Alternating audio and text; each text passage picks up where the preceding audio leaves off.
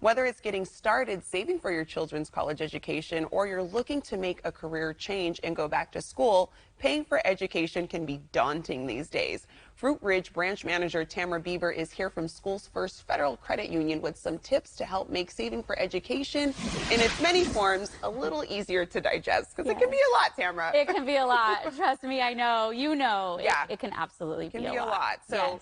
I wanted to ask you, I mean, for any parents or caregivers watching who want to help pay for their children's education, do you have some advice on where they get started? Yes. So as you said, paying for education is definitely on a lot of parents' minds. You know, it's no secret that the cost of education has really risen exponentially over the past few decades. And so there are definitely some things you can do to get ahead. And ideally, you want to start saving as soon as possible.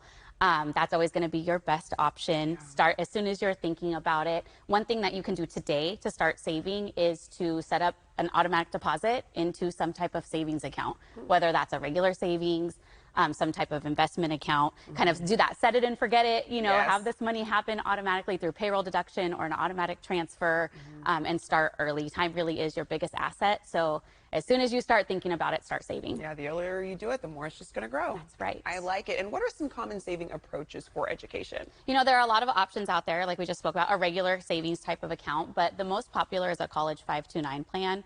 A 529 can essentially be opened by anybody, whether it's a parent, a grandparent, family member, or even a friend who wants to help pay for education expenses. The one really cool thing is you can even open one of those accounts for yourself, which I thought was interesting. Your deposits, the way it works is your deposits go into mutual funds or some type of investment.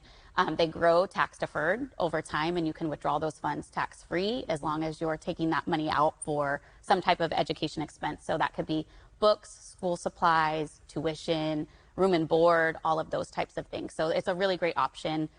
Aside from just your additional savings to earn a little bit more money. Tamara, every time you come on, I learn something new. College 529 plan. That's College good. 529 plan. Okay, good to know. And the big question is, how much should a parent plan or save for their child's education? That's a really loaded question, right? Because everybody's financial situation is different, as we say over and over, right? But there is this formula to set you up for success, and it's called the 1/3 plan. And so that plan suggests that approximately 1/3 of your income, your previous income, should pay for tuition. So that's, you know, your savings accounts, that college 529 plan.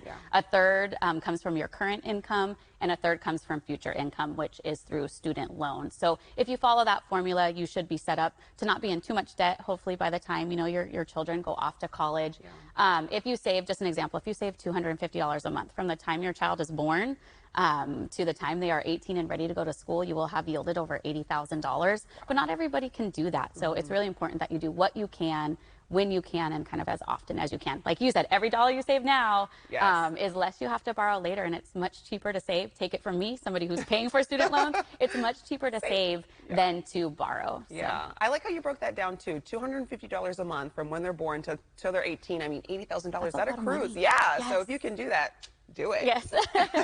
And what about for those who don't have 18 years to save up for higher education, like you were mentioning? Or what if someone isn't a parent or guardian but is planning on going back to school themselves? Yes, so it's never too late to start saving. So make sure you save as soon as possible. But if you are in a situation where you haven't had that time, or it's I just want to start going back to school, you definitely want to fill out the the free application for federal student aid, known as FAFSA. Yes, we all know that as FAFSA. The sooner you do that, the better. There are timelines that you have to follow, so make sure you do that on time, but it really will open up a lot of resources. Some people may qualify for scholarships or grants, and that's also where you get those student loans. I was going to say, I'm such a huge advocate for FAFSA. That's what I use. You get unsubsidized or subsidized loans, so it's good just to have more options available to you. Absolutely. And these have been great tips for folks to take into consideration. Do you have anything else you'd like to add?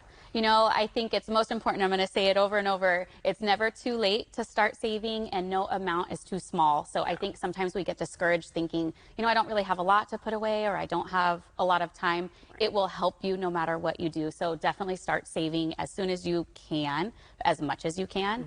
It's also important to kind of do your research, see what resources are out there for you, kind of come up with a plan, sit down with an investment advisor, really make sure you're putting your money into the best vessel that's going to yield you the most at the end of the day. Yeah, and I know SchoolsFirst Federal Credit Union, you guys have a lot of branch locations. So if someone has questions, could they go to a SchoolsFirst location and kind of get those answers? Absolutely, yes. Come into any of our locations. We have 70 across Northern California. area, right? We're growing every day, it feels like, and we're always happy to serve and help guide anybody who comes in that just needs a little bit additional advice. Yeah, it's all helpful. Tamara, Yes. thanks for filling us in this morning. This is great. Thank you. And for more financial tips, you can visit SchoolsFirstFCU.org.